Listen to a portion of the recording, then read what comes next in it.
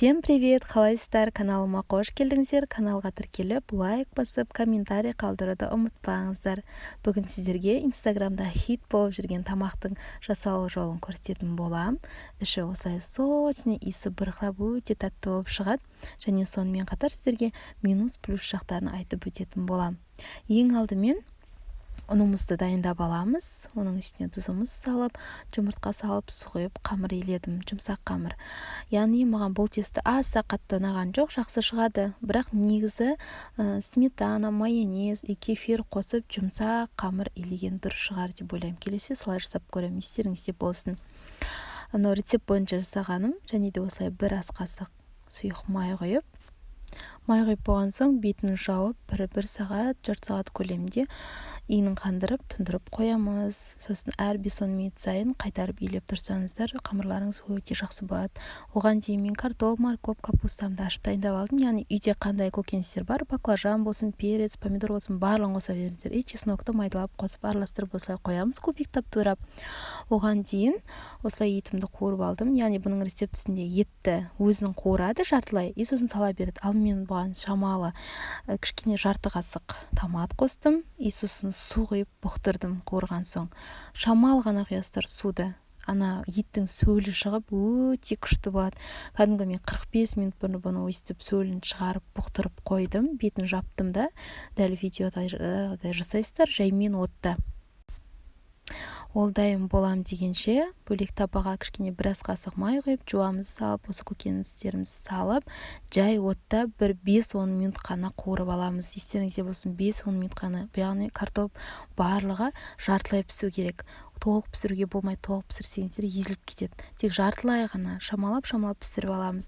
Үйдегі бар приправа, тұздықтарымызды салып, әдемілеп осылай түрін келтіріп жасаймыз. Сосын дайын болған етімізді үстіне саламыз. Яғни кішкене томат қосып жібереміз көкөністерге, жарты қасық қана түрін келтіру үшін, дәмі тәтті болу үшін. Етімізді осылай салып, тек бетін жауып, астын сөндіріп, 10 минут қана қуырамыз дедік қой, жаңа болды. 10 минут қуырып, бетін жауып осылай қойып қоямыз. Қуырмайсыздар. Тестамызды дайындап аламыз. Дайын болған тестамызды осылай бөліктерге бөліп, мен үйде адам аз болғандықтан осылай шағын қылып қана жасадым. Сіздер өздеріңіз адам санына байланысты жасаңыздар. Қатып қалған бір рецепті жоқ бұда. Осылай дайындап алдым. Сосын кесені майлап, міндетті түрде майлаймыз. Сосын осылай қамырын салдым да, формасын жасадым. Болған соң осылай дайындап алып, дайын начинканы сала қоямыз. Яғни жартылай қуырылған көкөністерімізді етімізді салып, бетін толтырып салыңыздар барынша. Андай сорпа жейтін кесеге жасадым мен. Бетін жауып бастаймыз. Бетін жапқан кезде бір минусы бұлай жабуға болмайды екен. Бірақ бізде енді инстаграмда көрсетілгенде солай жасаған ғой бәрі. Осы мен де солай жасадым да, бірақ одан асты қалыңдау, сосын бір қатты болып тұратын сияқты көрінді маған. Сондықтан келесіде самса түйгендей қылып түйген дұрыс шығар деп ойлаймын. Осылай алдын ала екеуін жасап қойғам. 3-ші порциям. Осыны салып, қазір бетін әлейтін боламыз. Кесеге май жаққасын күшті түсті, көрдіңіздер ме? Әдемі болып. Осылай қоямыз да, қамырымыздың бір бөлігін алып, осылай ширататын боламыз. Өрген сияқты.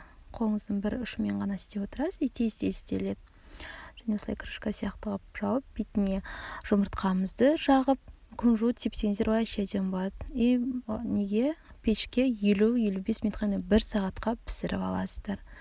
Бұрқырап күшті болып шығады, иісі деген бұрқырап тұрады. Бірақ қамырларыңыз міндетті түрде тестасы жұмсақ қылып істеңіздер, жұмсақ қылып. Ыстықтай осылай кесіп алып, үстіне қоясыздар. Түрі деген сочный. Менің рецептім бойынша дәл осылай жасасаңыздар, ішкі начинкасын өте сочный болып шығады. Сочный. Өздеріңіздің фантазияларыңызға байланысты әрлейсіздер.